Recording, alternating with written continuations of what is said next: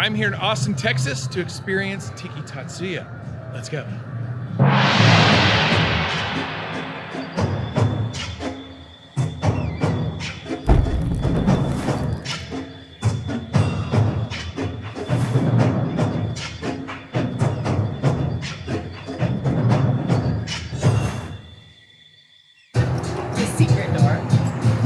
Oh, where's the entrance to this place?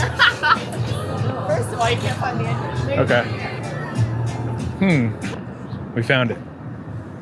Hey guys, how's it going? Good. How are you? Yeah, we're gonna be right down the stairs here. So once we figured out where the door was, we entered this rather nondescript hut to be greeted with hanging foliage, water features, colored lights, carved tikis, just beautiful. And a bit of a hint to the extravagant theming that lies behind these giant wooden doors. So we followed the dude in the pink Hawaiian shirt through the giant wooden doors, and we were met with just one of the most beautifully designed tiki bars I've ever encountered. Mixing nautical with like a cave aesthetic, giant sculptures, these beautifully carved wooden panels here, and then a distinctly Asian bar. Then they brought us to our table, Sabina and Beverly sat down, and we proceeded to check out the menu. The menu is methodically designed and split up into 4 sections, whereas the left side is a little more geared towards casual imbibers, and the fold-out consists of 1 to 2 person shareable cocktails. The other side is a little more bold, boozy, and spice flavored. And the flip-out consists of cocktails that come with a light and sound show that happen throughout the whole restaurant. Our server went over the menu, told us about how everything was basically shareable, but really kind of elevated bar food. I learned very quickly that everything that Tiki Tatsuya does is just next level. And speaking of a light and sound show, looks like there's one starting right now. What's happening? Oh, it's over there. Whoa.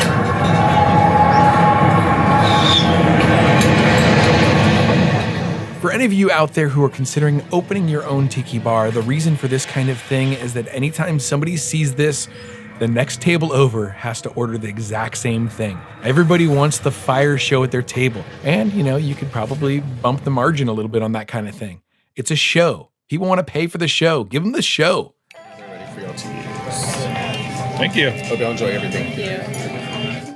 This weird little thing that they do here at Tiki Tatsuya, we're expanding towels soaked with hot tea.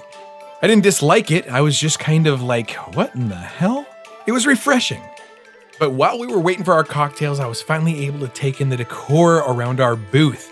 Just a million fish floats hanging from the ceiling and that beautiful oriental bar framed in bamboo. But look at how expansive the place is. And there were even collectibles and decor inside our table. There's an ashtray there from Hinky Dinks and Trader Vic's and a bunch of different things like swizzle sticks from Hilton Hawaiian Village. Man, I really wanted to put a Breezeway swizzle stick in there, but I wasn't about to lift the glass off the table. But that's when our drinks arrived. I thought I would try one of their originals, so I got the Forbidden Grog. Beverly got a absolutely beautiful Mai Tai. Look at that thing. And then Sabina got a painkiller. She's not crazy about rum, so I thought that was an easy way to get her into it. Interesting flavor profile. It's like fig. It's a fig drink? Some fig in there. Yeah, it's good. Super good. How's your Mai Tai? That's the closest traditional Mai Tai that is like still tweaked. I approve. Okay. What about this? Oh, you want me to taste this too? Look at how fancy this thing is. It looks really pretty. This is a painkiller. Okay. Really? Can I slurp off of your straw?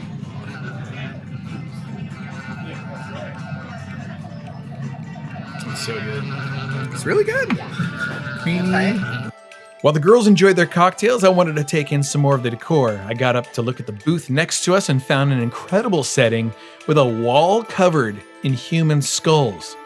Asian-inspired tiki lamps hung above the table with an atmospheric glowing lantern on the wall. These are Disney levels of escapist theming. It's so good. And a table had a lit diorama inset in it. Everywhere you look, you are transported to a different world.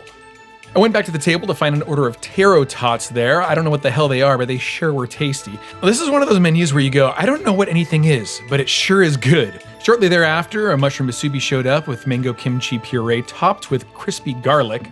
And while Beverly ate that, Sabina and I shared a poo-poo platter featuring shrimp tempura, Korean-style wings, crab rangoon, all kinds of delicious stuff. I don't know if Sabina knew what she was getting herself into. She was kind of like, okay. By this time, our drinks were empty, and it was time to get a communal cocktail. So for this one, we opted for a giant rum barrel. And of course, it comes with a full light show.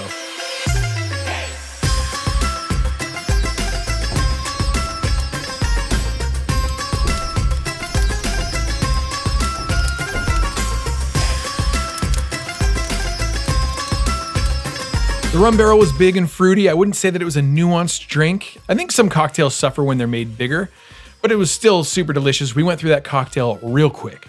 What in the world? Okay, before we go on, I should say that Beverly and I went back the next day, just because we didn't feel like we really experienced the whole thing the first time around. So on the second day, we had a slurping bastard, a pearl diver, 3 dots and a dash, and a one-way ticket. All of them delicate, nuanced, absolutely delicious, impeccably garnished, and presented in each and their own glassware. And we even got to see the tiki come alive a couple times. Okay, back to the day before and the dude with the smoking boat.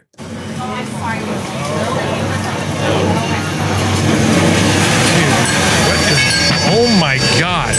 Apparently while we were there, some people asked if there was a Breezeway meetup going on. The management said, well, what's the Breezeway? Found out about it, and then brought us this smoking boat, the bonsai boat, they call it. They gave it to us on the house, and I want to sincerely thank them for this incredible presentation. Oh, dude! If you want to order the bonsai boat, it's $8 per shot. They include sudashi soshu, rum, passion fruit, guava, lemon, and bonsai, the menu says. It is light, frothy, fruity, and just how do you get better than that kind of presentation? After all that commotion, a group of the Breezetonians showed up. We hung out, had some cocktails, talked for a little bit, when they told me about the secret hidden nest bar. Now this diorama behind the bar is a clue or a hint to the existence of the nest bar. I'm like, how you hold this? I'm like, it's like the logo's on this side. Wow, that's rad. Is it good? Yeah, it's pretty good. Yeah. Then what are you drinking? You're drinking the slurping bastard? Yeah, slurping bastard. This is my friend Campbell. He started getting into the tiki by watching some of your videos with me and stuff. Oh, rad. That's my Leroy guy. Next to my bar. Yeah, that's so cool. No way. Dude, that's so rad. Thank you so much. You're welcome, yeah. I was super flattered by Breezeway show watcher Zack making me that little replica of the tiki that stands next to the bar in the Breezeway, but I couldn't get the secret hidden nest bar out of my head. So the whole group went walking to try to find the nest bar. And then a clue, the statue came alive. Zack stopped in front of the giant stone dude and motioned up. He goes, I think it's up there. And I thought, oh no. Are we gonna have to climb this guy in order to get to the nest bar? I was wearing boots and Beverly had a skirt on. There was no way that we were gonna climb that. So we kept moving on past the suffering bastards, past the haunted ghost ship, past intricate tribal carvings, and past the captain's dining room. We found ourselves leaving the building and back out into the grotto, where Zack would occasionally stop to point out primitive carved tikis hidden by foliage or behind waterfalls. That's when we saw the sign, off limits, no entrance. And so, we went up.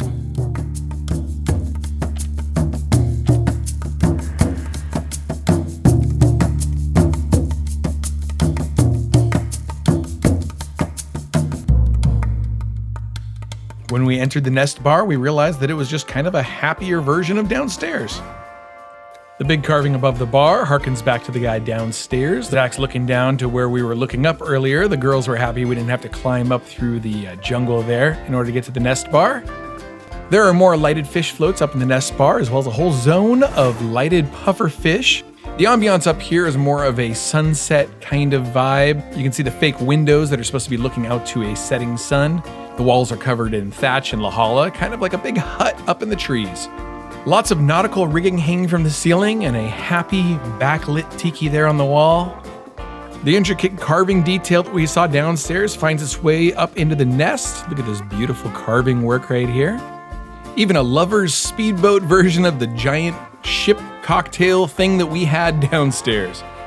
It just seemed to be a happier place up in the nest. And so I guess the question is, would we recommend Tiki Tatsuya? Yeah, absolutely. One of the best tiki experiences that I've ever had. I'm upset that I don't live closer to it. Now, before you go, please be sure to hit that like button and subscribe to the channel if you aren't already. And if you want more tiki bar tours, click one of these links. Aloha.